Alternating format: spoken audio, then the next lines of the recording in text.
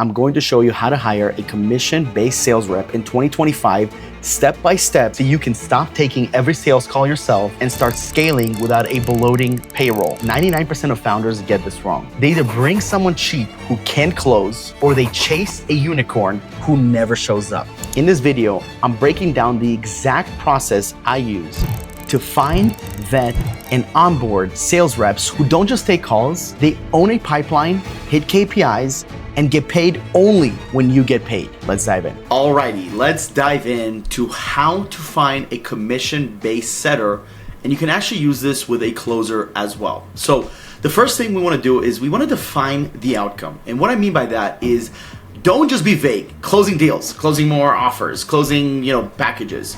You want to actually create realistic and specific targets that they need to hit. For example, closing 15 to 20 qualified appointments per month at 25% close rate and maintaining X amount of monthly revenue per month. For example, you can say $20,000, $10,000, whatever your packages are. And what I will say is this is always look at your numbers. So whatever you're closing, you should be able to replace yourself, right? Maybe you're not replacing yourself within the first day or month, but your goal is to ultimately replace yourself. So what are your current KPIs? Now, if you're not a good closer, maybe you're struggling in sales, what are you currently doing and what should someone do better? How can someone do better? What would that number look like? So for example, if your close rate is 10 to 20%, you're closing maybe 1 or 2 deals a month, is it realistic for them to double that if they're better closers than you, if they have more experience than you, right? Don't make numbers that they can never achieve, because that will turn down people, that will turn away people. Sure, it'll turn them down, but it'll turn them away. And you don't want to turn away people that are truly talented, that would be a great fit for your business. A few more examples here would be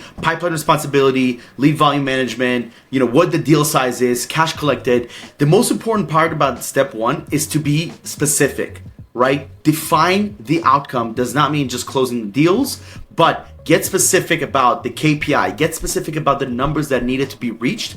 Otherwise, you're gonna get a ton of unqualified people, number one, and you're also on top of that, you're not going to truly represent what it is that you're looking for. So that's something to consider as well. Next up is the non-negotiables. Okay, so what are the non-negotiables for a commission-only rep? So an example would be a proven track record. I know for me, whenever I'm hiring, whether it's a closer or a setter, I don't want someone to come here that's super green. We used to hire green people when we first started, and I believe if you're in business for maybe 1 or 2 years and you're still learning and adapting, I think hiring green people is good because you're also learning on the job and you're creating systems with them. But we've been in business for almost 5 years. We have processed well over $2 million at this point. It doesn't make any sense for us to hire someone that's green and spend time with them. So we need some sort of a track record. Ideally, at least 1 year. I would accept if they're really, really good 6 months, but ideally 1 to 2 years is what I'm looking for. Another thing is obviously high-speed internet and professional call setup. I will explain that later on when on another step here.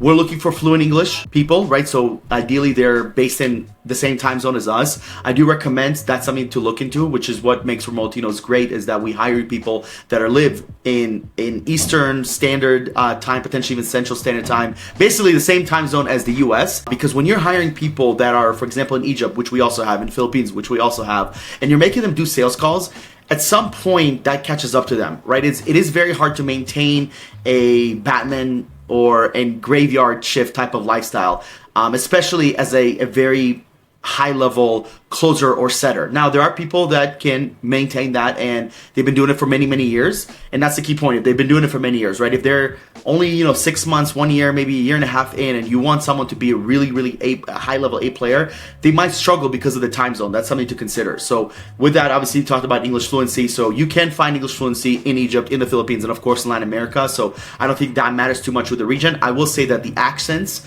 are a huge thing. So most Americans are familiar with Spanish accents. To us, it's like a Mexican accent. We don't know the difference between a Mexican accent and a Colombian accent. I myself do because I live in Colombia now, but most Americans don't. But they see it as a Spanish accent, right? Where a Filipino accent and an Egyptian accent could throw them off. That's something they're not as used to. Something to consider there, right? CRM discipline. I would also say CRM knowledge, right? If you're using Go High Level, if you're using HubSpot, are you willing to teach them? Talked about our work hours match your lead flow, and example of self-sourced leads, right? So I want to see, don't tell me, show me, right? Don't tell me, show me. I want to see examples. Don't just put it on your resume.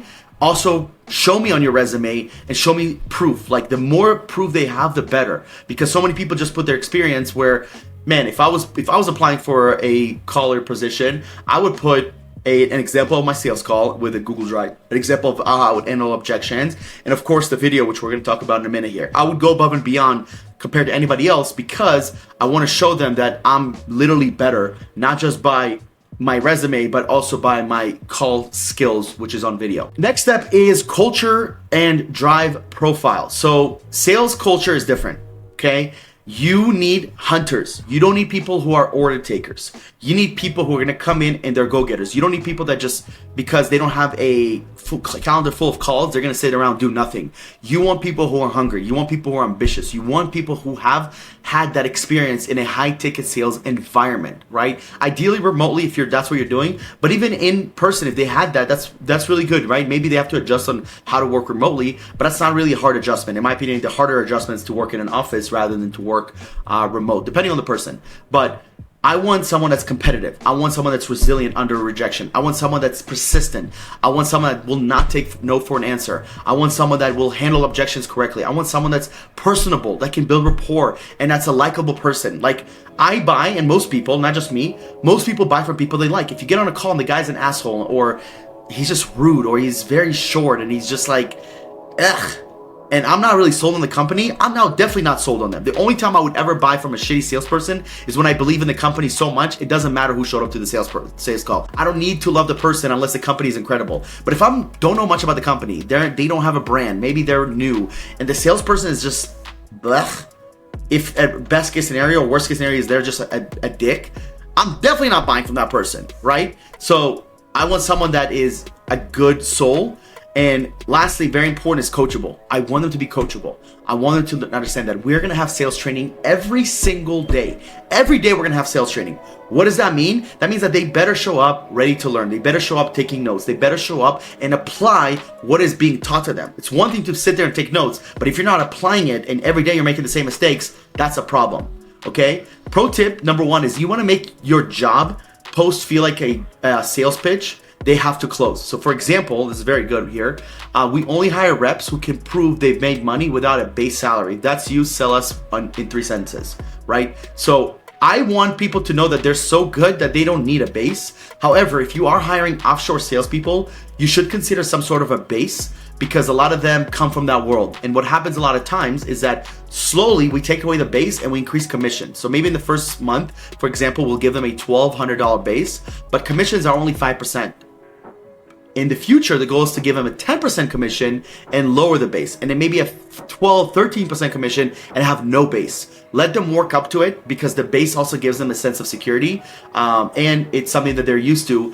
And when I mean security, it doesn't mean that they're laziness. It just gives them a sense of like, okay, I can actually study and actually train properly without having to close on the first day or week, right? Of course, we want that, but sometimes they need like a month to really understand the process and the sales, product that they're selling, and it does take a little bit of time, especially when they're coming from a completely different industry. Now, if they're coming with the exact same industry knowledge, they're in the same niche, then maybe after a few days, after a week, or maybe 2 weeks max, they can start closing deals. So consider their current state, and obviously look into their resume. And when you're having these interviews with them, which we'll talk about in a minute, it'll give you a lot more of a perspective of what to do. If this sounds like a lot so far for you guys, well, this is one of the reasons that we actually help you create this at RemoteLatinos. I'm gonna dive into this a little bit later because this is just the beginning. This is just a pre-phase of making sure you outline what it is that you're looking for, because the next act is finding and filtering.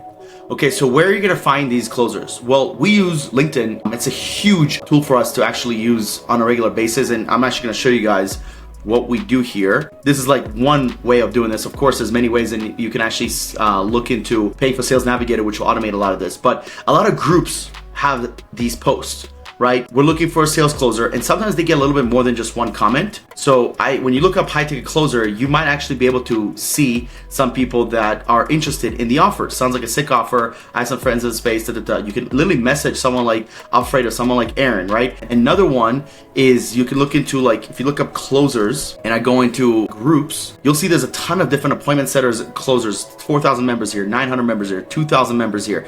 Groups will be great. So not only can you can also come in here and you can actually start posting if you want. You can also see what people are posting. One of the best things to do is to look at the postings that other people make And remember, most of the time they're only hiring 1 or 2 people, and sometimes they get 4 comments. Sometimes they get way more than 4 comments, right? And then you're able to come in there and actually message these people. Not only groups on LinkedIn, but Facebook groups also has a ton of different places to find someone. So that's something to also consider. Another thing is your warm audience, right? Maybe you have some followers on Instagram, friends on Facebook. I would actually start here before going here, because as you never know, I'd rather go to a trusted source rather than a cold audience. So I would always start with a warm audience first, and then you got the closer, and then there's a platform like closers.io. We actually have used them in the past. You have RemoteLatinos, you have our app, which I'll show you guys here in a minute. You can actually find closers from Latin America. I'm not sure if Closers actually does offshore. I believe they might, but you guys can actually come in here and look into the talent pool that we have. Then you can actually see the talent that's out here. There's all sorts of different talent on here. Community manager, CSR, the application funnel. So this is very important. You guys can use a platform like Google Forms or Typeform to create a short questionnaire for people to apply. Usually there's going to be about 10 to maybe 20 questions, and in this you're going to want to make sure that everybody submits a 60-second video pitching themselves. It could be a little bit longer. I would say 60 to 180 seconds, so about 1 to 3 minute video. I want to see track of record proof, like share their screen and actually go over. Don't just give me a video of you, but show me certain things. And I'm giving them actually these instructions. I don't expect them to show me if you don't ask. People are not going to go above and beyond if you don't ask them to. So I want you to go above and beyond by me telling you to go above and beyond, right?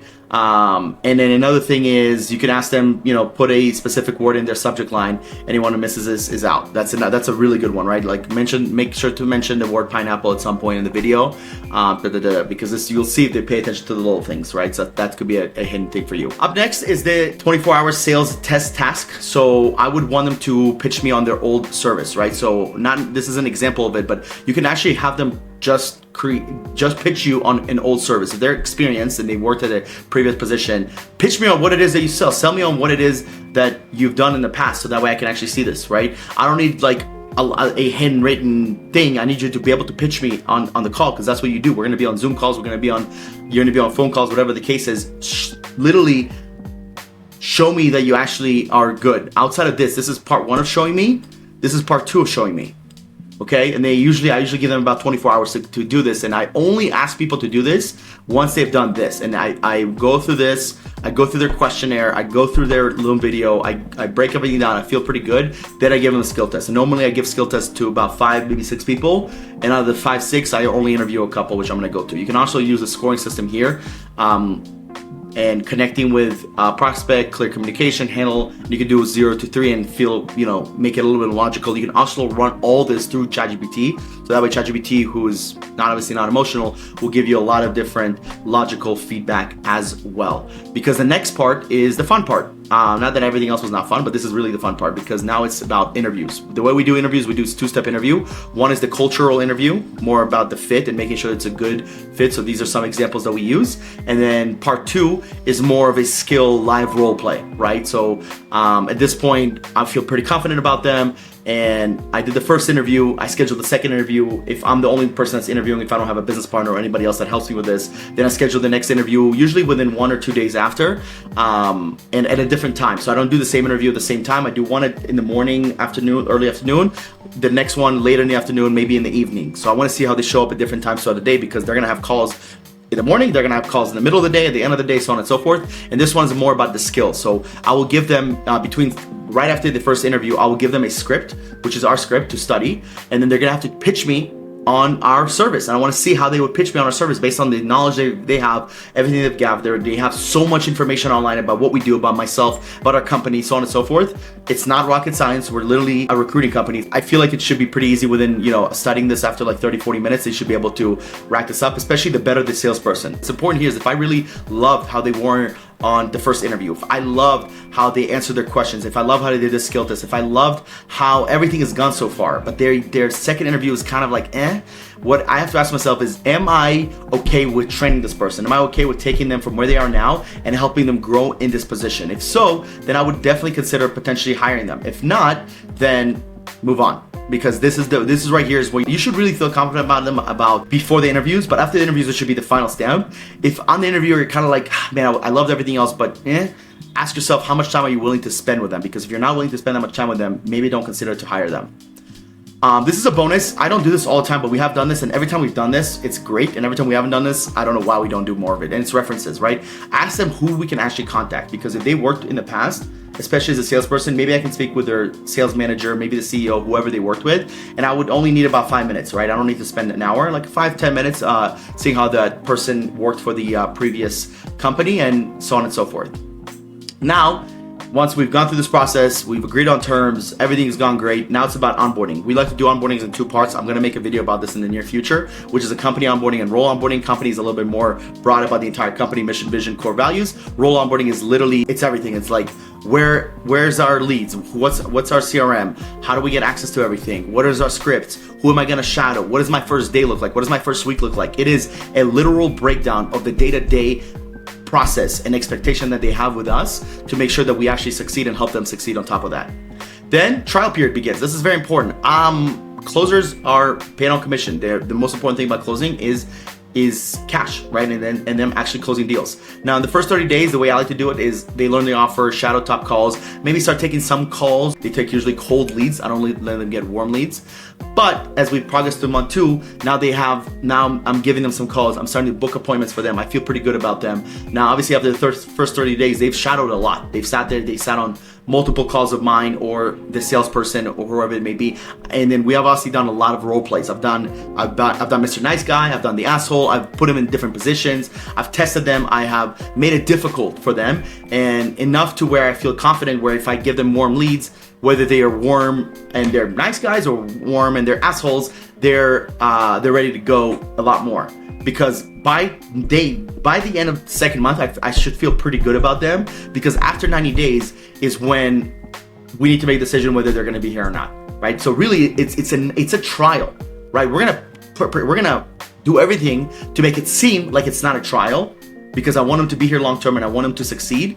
But it is a trial, and if after the trial we don't feel good about them, then we have to consider what to do next. This is a cadence, so we have daily pipeline check-in, we have daily sales calls. I'm gonna add that here. Daily sales meetings, call reviews, our role plays, monthly performance review. That's pretty much it. And then again, integrated closer. You want to make sure they're hitting KPIs, managing their own pipeline, protecting your brand, and so on and so forth. This is very, very important. This is very underrated. Sometimes this is as a CEO, and if you're a founder in the company and you're taking calls, you're protecting your brand always because you want to, this is your baby. But a new closer doesn't, of course they care, but they don't really care because they can get fired at any point.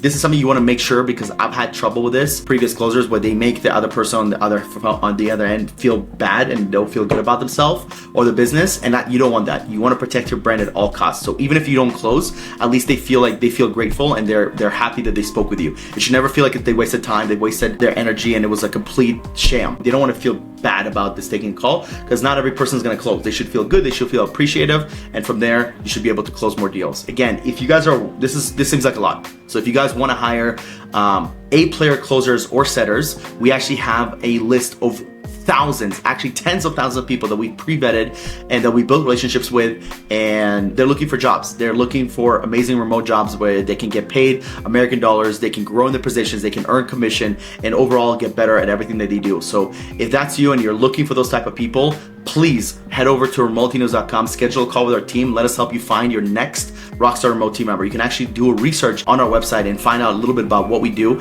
and how we've been able to become so successful and work with some premier companies in the space, whether you're in the agency world with bad marketing or in the real estate world with 7-figure cartel. So guys, I appreciate you so much. Thank you for watching the video. Like, comment, subscribe, and I'll see you on the next one. Os.